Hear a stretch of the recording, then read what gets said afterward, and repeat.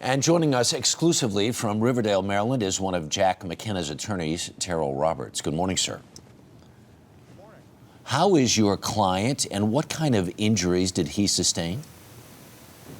He sustained a concussion, laceration to his head, a severely bruised wrist, other bruises and contusions. He's doing better. Mm-hmm. Was it suggested to him by police that he not report this extent of his injuries? Yes, it was. In fact, when he arrived at the jail, the officer that was with him pulled off a bandage and told him not to report it. We looked at the videotape. What does your client say happened that night? Well, I mean, the video, what my client says is precisely what the videotape shows. Mm-hmm. I mean, he's coming down to join the celebration, and as he comes down, he's met there with a phalanx of horses. I think he is sort of like a person who walked into a beehive, and he's really doesn't understand what's going on. He's standing there trying to grasp what's happening, and then a mounted police officer comes over, mm-hmm. and then 3 police officers come over and literally attack him and beat him with sticks and beat him down to the ground and continue to beat him. Right. We looked at this videotape a couple of times now. We see him sort of sauntering up or sort of skipping up to where the horses are.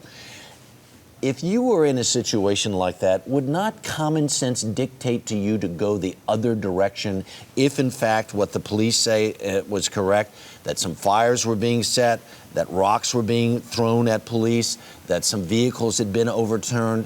Wouldn't you say, maybe we ought to get the heck out of here, as opposed to go directly to the police, who are probably agitated to begin with?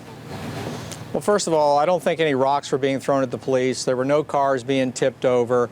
This was a celebration out there, and it's a gathering place for students, and it was a celebration. So he's coming down to join the celebration. Now, I think that he did not appreciate the situation fully, and that was pretty obvious from his behavior. He's skipping down the street. He's happy, and he's met there at a line of police officers. And whether that was a bad decision or not, the fact remains it didn't justify what the police officers did. Mm-hmm. What do you want to see happen next? Well, we would want to see the police department identify the officers who struck this young man and suspend them. We'd want to see the authorities conduct a proper investigation and a criminal investigation with respect to the officer's conduct. Of course, a civil suit is going to be planned to be filed for this young man. All right. Terrell Roberts, we thank you very much for your time this morning. Do appreciate it, sir. Sure. Thank you. Thank you. A lot happens early on The Early Show, weekday mornings on CBS.